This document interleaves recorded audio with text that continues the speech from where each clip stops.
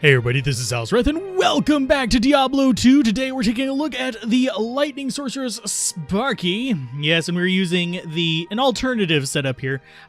You probably saw on the Fireball Sorceress that I used the Tals set, which is probably my preferred kind of setup. But in this one, we're looking more at the Oculus setup. And since we're Lightning, we do actually have some variants here as far as like what we're kind of doing with, so we don't need like Harlequin's Crest, although that is a good helmet. We're actually using the Griffin's Eye to further reduce enemy lightning resist because our mercenary is here to break it for us, and this weakens that even further. It is worth noting that minus lightning resist on equipment does not work the same as the minus resistance from, say, Conviction or lower resist. Conviction and lower resist can break resistances. These only affect enemies who don't have immunity. So basically we break it and then this further reduces it. That's the kind of whole point of that. Now, as far as the stats go, this is going to be a Lightning Sorceress. This is not a Nova variant. This is actually Lightning and Chain Lightning variant. The Nova variant is completely different, unfortunately.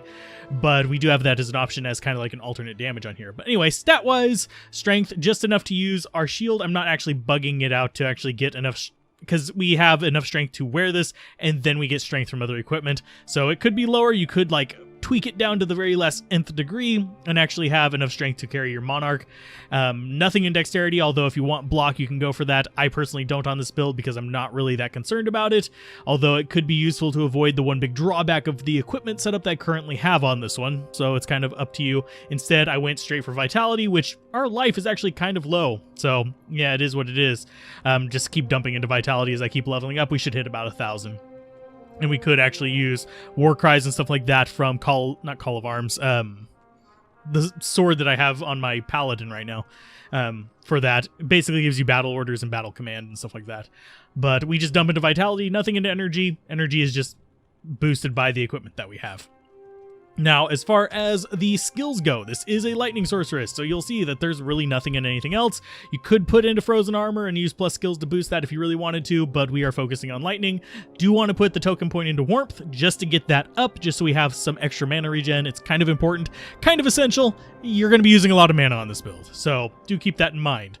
Now, as far as the actual Lightning skills we're going to be using, generally speaking, we're going to be using mostly Lightning and Chain Lightning. You could get Energy Shield or Thunderstorm to just kind of have like alternate sources of either defense in the case of Energy Shield or damage in the case of Thunderstorm. It would passively hit things, but I chose to focus instead on maxing out the Chain Lightning and Lightning and stuff like that. The boosts on the Lightning Mastery are actually significant. That's why I boosted that before doing the Nova, even though Nova does boost both of these. You may notice that the percent from these is 8 and 4%, whereas this is, I believe it's 12% per level, towards the higher end. So yeah, we're getting this gives you a bigger boost. Teleport is very important because this character is designed to farm level 85 areas. It's not a boss runner, it's more for like various caves and stuff in the game that are eye level 85, which means the bosses there can drop eye level 87 items and stuff like that, which are the better items that you're looking for. So as far as the actual active skills, we do have Charge Bolt maxed out. That's just for a synergy's sake. It works okay. If you actually hug something and shoot it with that, you can actually do decent damage. Generally, you'd want to be up to level 40 with the Charge Bolt and have more plus skills than we currently have on this, because I have Magic Find Charms on here right now. So you'd want to be up to 40 on that, and you'd just hug enemies and you could shoot that with that, but that's not the focus of this. It's just kind of a fun variant you can actually do with this particular character while still keeping the other skills intact, so you don't have to reset. Lightning itself is your big damage dealer. This is the one that you want to focus in on bosses. You want to shoot just a straight line lightning at them. It deals 5 to 18,000 damage with this current setup. With more plus skills, you can get up into the 30,000 range, give or take. Possibly a little bit higher pretty easily, and do a ton of damage on that top end. You do have the downside of having a very low end, but average speaking, you're going to be ripping things to pieces with this. It's just going to shoot through them and just destroy a whole swath of enemies. You have Chain Lightning as your backup skill, a lot less damage on it, but it's going to bounce around on various enemies and just rip them to pieces like that. It's going to just, you want to do it whenever you're like, say if you have an alcove with a bunch of various Fallen or something like that in it, and you want to clear them out, drop the Chain Lightning in there and it'll bounce around and kill off pretty much everything in there. it's pretty good at that. It takes a few more shots to do it, but you're clearing out a room rather than dealing with a singular boss, which is what the Lightning is for. Lightning Mastery is pretty obvious. Nova is just being dumped into because it is the other synergy for these, and everything else is currently maxed out. You could dump into other things, but I want maximum damage on this. This is the range where it's, generally speaking, 15,000 plus. You're going to be fine. So just doing that, and then you focus the rest onto Magic Find or faster cast and stuff like that, things that you really absolutely need as well. You don't need to be doing like the most damage ever to actually do a lot of these farming things. You need to have sufficient damage. Now, there are a lot of various builds that go for that maximum damage, but if you are doing the point where you're two-shotting the enemies, boosting up the damage a little bit more is not going to get you to one-shot them unless you double that damage, which we're probably not going to do relatively easily and still have all the faster casts and stuff like that we have, and then you still have the great variance in damage. So you want to be able to two-shot regularly, but is the situation. So, and that's a big but, and I cannot lie. So anyway, as far as the gear that we're currently using, 20% faster cast rate gloves. I'm using Mage Fist because this actually does boost warmth as well. You could use Trangools. This is just what I prefer. Trangools gives you, I believe it's poison or cold resist. I can't remember which off the top of my head. This is just better for me. I don't need resist, but we have decent resist anyway. 2 Stones of Jordan, just thrown in there for fun, because they're plus skills. You could use Bulkathos if you need some extra life, which actually might be advantageous with this. But this 25% increase in maximum mana is pretty dang nice. So definitely be aware of that being an important factor. You could do 1-in-1 if you need a little bit more life but want to keep some of the mana.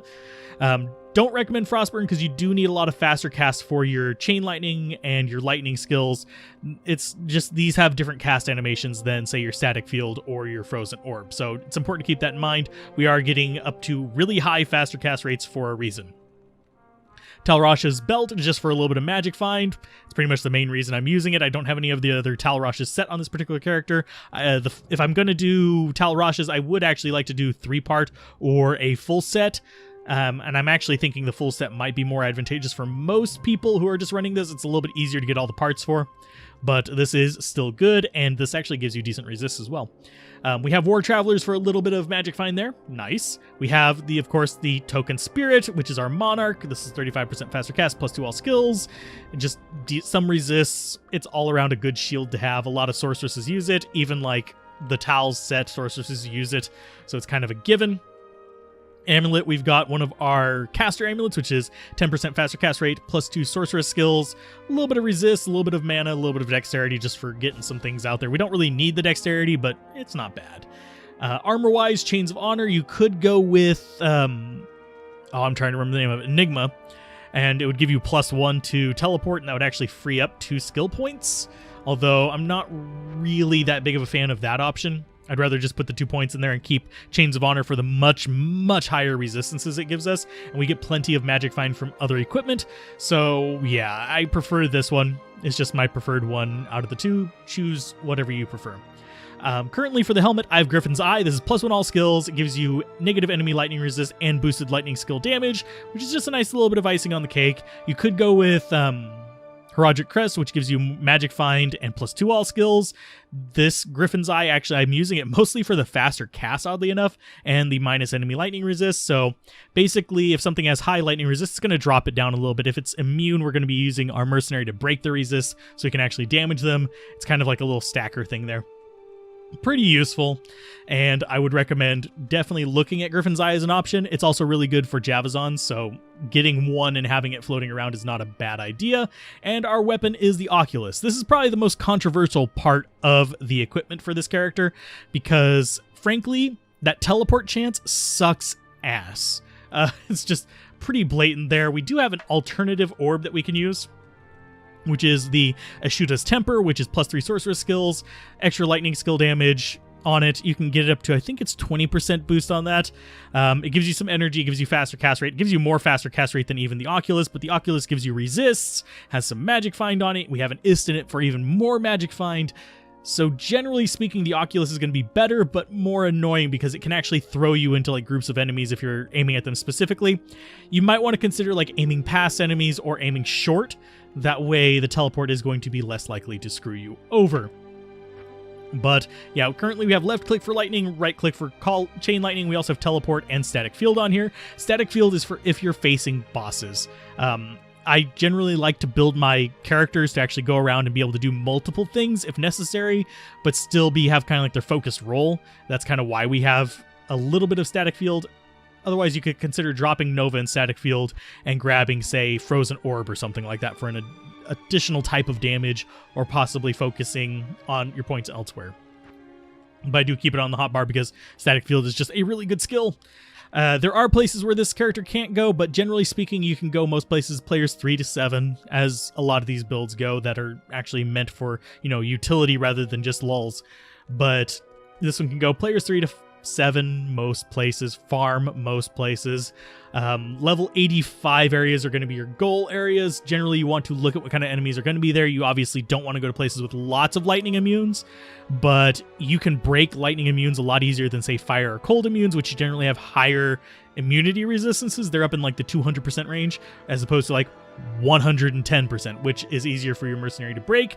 We are using the traditional Infinity, Fortitude, and Dariel's Visage there that we just keep transferring around just to get him conviction.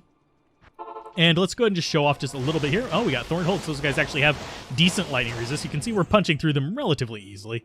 I do need to switch over to Chain Lightning because these guys are going to be bundled up. If you actually hit a whole group of them, you can see this tears through them relatively easy with just even Chain Lightning. We are on players 1, but still, this is pretty decent little bit of damage there. So it works out fairly nice. I generally keep my belt for this one arranged like this. So we have the full rejuves in the middle for emergencies, life on the left, mana on the right, just because usually I'm not going to need the full rejuves. Usually I'm just going to need a little pick-me-up in the middle of it. And you can see, yeah, things generally get completely destroyed by the just straight lightning. So it's pretty brutal. It does a lot of damage. One-shotting things on players 1. If you're just like starting out doing magic finding, you probably don't have all this gear, but this is actually not a bad build to kind of go with for that, because you can get basic versions of the gear you could use for this, like a +2 orb from like just magic finding, or +2 staff, or even just one of the unique staffs is actually halfway decent. And yes, we are dodging around those things because it's going to be a little bit easier. And Chain Lightning is good for like crowds like such as this over here, so you can actually bounce it around. You'll see that's going to hit all the things on the side, and then all we have just left is him. And his lightning resist is just completely useless against us because we can rip him to shreds. Yeah, it's just pretty brutal. And as far as like where you're going to actually go with this character, one of the most popular places, if you actually come in here to the Outer Cloister, and I haven't gone on this particular map because I was doing some nightmare stuff, and you follow the road back. Let's see if we can actually find the cave. That's a camp. That's not where I wanted to be, and I need to go back and pick up that charm. But if you follow the road back, you can usually find the, where the hell are you? There's the cave. Yeah, we actually just teleported right by it. Just didn't notice it. But he can remove the lightning immunities. But the pit is probably one of your favorite places to farm with this, because while you do have some lightning immunes down there, the archers are lightning immunes. They can be a little bit annoying. You can actually just rip through most of the enemies in here pretty quickly. And that's going to be a crappy small charm. It's going to be relatively low level. But come in here, you can actually farm this place relatively easy. There's 2 floors. You'll generally have a decent number of enemy spawns. See, right there, those are the lightning immune ones, the Dark Archers. You can see, thanks to him piercing the resist, plus the negative resistance from our circlet, it tends to work out pretty well. And then we just have a bunch of cold immunes down here that are relatively easy to just rip out. And this is eye level 85 area. It's relatively a easy place to farm. And yes, I'm picking up random crap. It's fine. This is for completely other things that you've probably seen. But this works out pretty good, and it's good for farming particular areas. You can teleport around to the various bosses, but yeah, for the most part, that right there would have been real annoying if I would have just teleported forward into a group of enemies, but I didn't, so I'm happy, I'm content. And you can see, until his conviction hits them, can't damage those guys, so do need to be a little bit cautious about that. And yeah, that's pretty much just how this character runs. For the most part, there's not much that can really threaten you. Your mercenary will break most of the enemy resistances that are a problem. You do just need to make sure to keep him alive. Sometimes you may want to consider bugging him, which is not hard to do. But for the most part, yeah, relatively easy. Once that conviction hits him, you can rip anything to pieces, and everything else down here is just pretty quick to go down. So anyway, if you guys enjoyed this, be sure to like, comment, and subscribe. And if you'd like to see a particular build or variant or something like that, be sure to mention it.